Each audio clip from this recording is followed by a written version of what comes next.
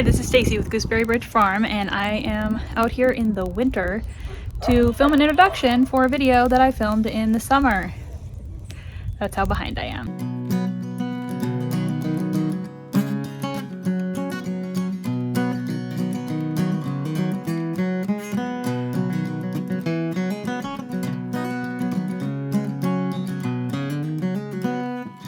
This video is about freeze-drying sunflowers and zinnias. It is an update to a previous video I did about freeze-drying zinnias, and I'm going to show you a few of our freeze-dried, it's feeding time for the goats, our freeze-dried sunflowers and how to select sunflowers to freeze-dry, and let's see how this goes.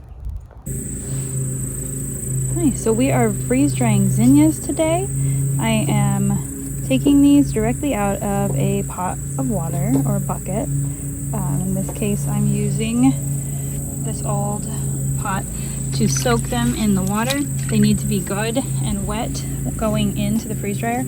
I did a video on this last year, and we have found this year that there is one more tip I wanted to share with you guys.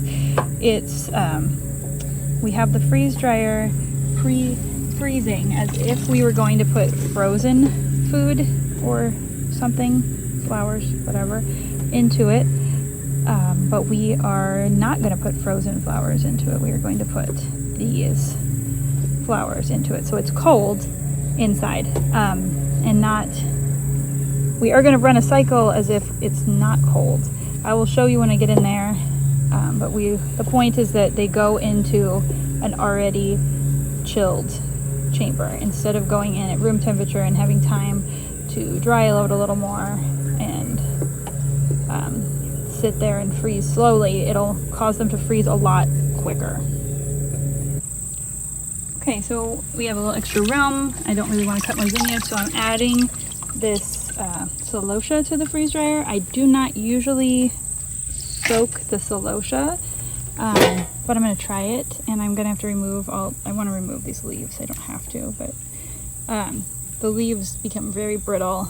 But the benefit of freeze drying celosia over air drying or hang drying is that this yellow turns kind of like a harvest gold sort of color if you air dry it, but it stays this bright yellow when you freeze dry it. So I've not tried wetting it before, but it doesn't seem to hurt any of the other flowers I've tried it with, so I'm going to try it with the celosia. Celosia does fine without being wet. I'm going to keep showing you my succulents. This color too just turns kind of brownish when you air dry it, but when you freeze dry it, I really can't do this with one hand. When you freeze dry it, it keeps that color. So I'm going to load all this in and then see if I have room for some sunflowers. Okay, I'm out in my row of pro-cut sunflowers to pick out some to freeze dry. This one is a little bit past where we want it. This one, we want it to be flat so they fit in the freeze dryer. And this one, see how it only has the kind of fuzzy pollen stuff in a thin circle around the outside compared to this one has a little bit more. We want as little of that fuzzier stuff as possible, and we want the most of the center to be this shiny flat look, like this guy who's down here in the netting. See, that one is almost all flat and shiny. Those are the best for freeze drying. This one's a little past that. And then I've got another variety down here. These are more yellow. This one looks good. This is not the yellow variety, is it? I can't even tell.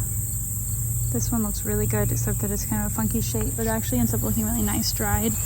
And we also have these gold light pro cuts, and it's the same thing. You want the middle to be tight right here, but the petals to be open. This one's got some bug damage, which is also not a big deal in freeze drying because it won't show as much once they're dried on these. This one is really good too, but this color just does not pop freeze dried. I've done several, but it's like, it's not really worth it. And the sunflowers need to go in the water, just like the zinnias. They need to get wet. Sometimes they kind of repel the water, so you gotta make sure. And then the other thing with sunflowers is they have a sticky sap. So I'm actually gonna go grab a little piece of parchment paper to slip under them because it messes up the trace. And actually I might be able to, yeah, I need to grab something. Okay, I had to put those in there kind of quick because the one thing about flowers is this freeze dryer is at 28 right now, 28. And when I put the first tray in, sorry, I've got to close my drain valve. There.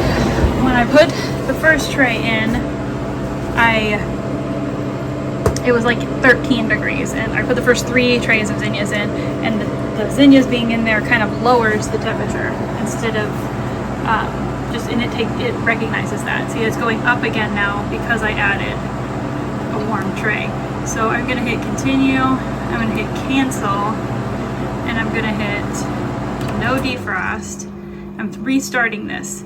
Start my food, which is not food, it's not frozen zinnias. And now I close the drain valve already, and I hit continue, and now it's freezing. Now it doesn't think that the food is already frozen like it did when I ran it before, basically. So it's pre-chilled as if it was cold in here, basically.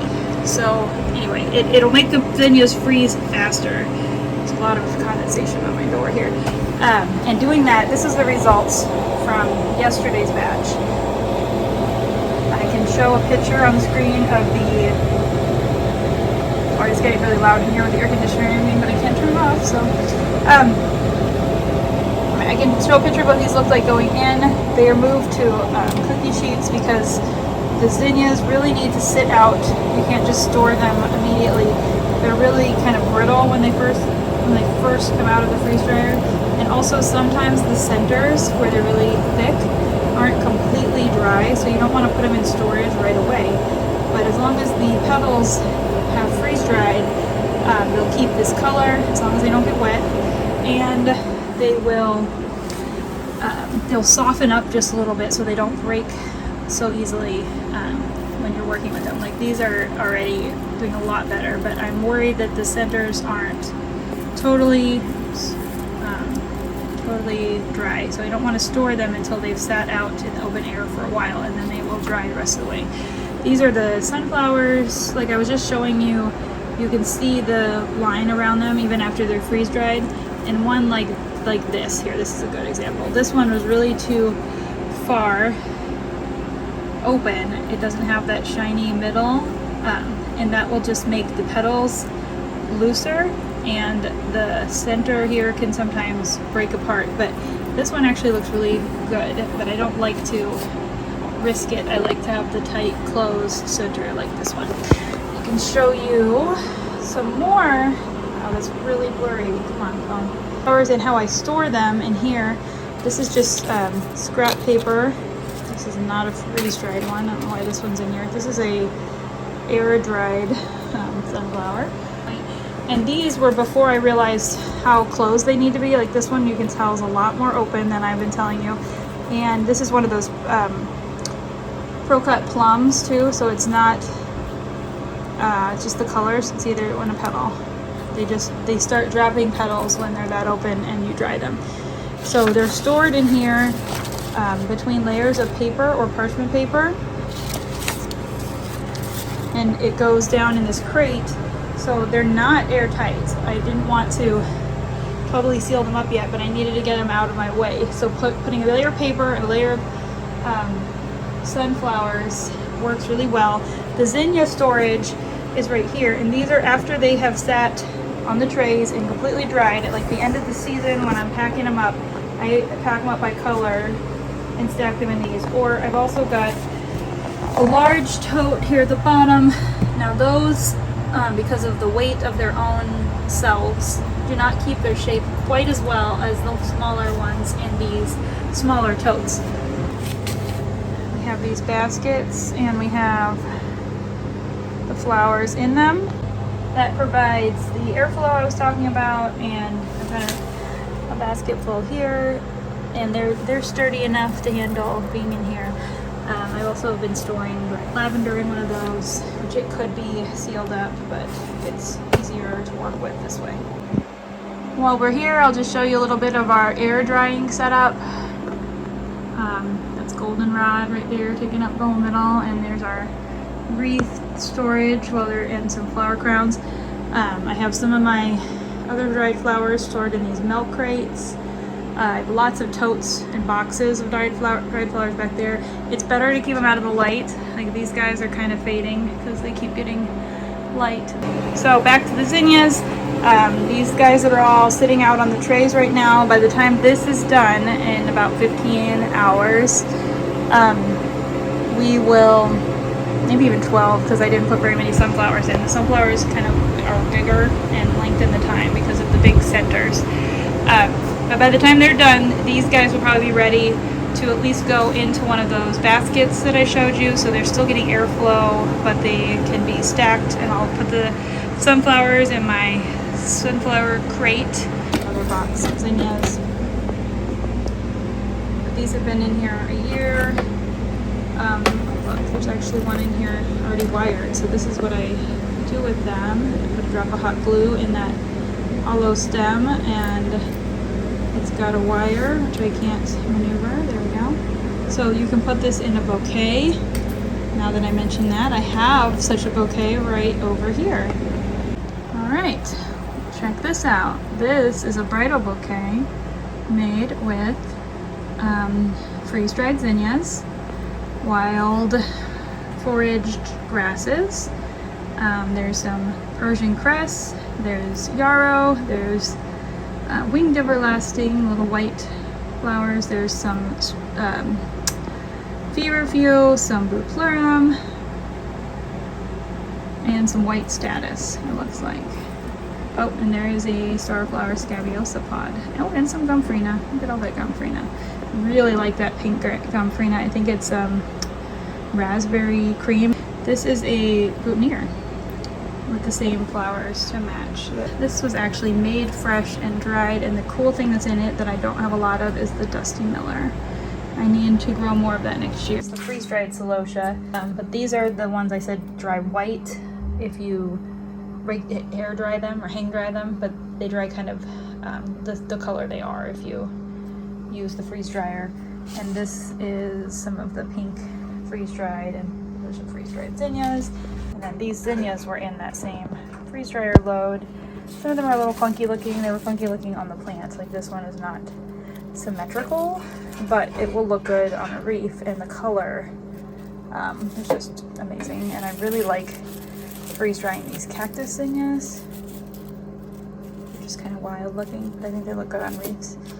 This guy, you see how sturdy they are? The petals are all staying on. They're a little flexible still, they don't crumble, but they're dry and preserved, and they just stay this way. I've got some that are a year old and are still exactly like they were at this stage.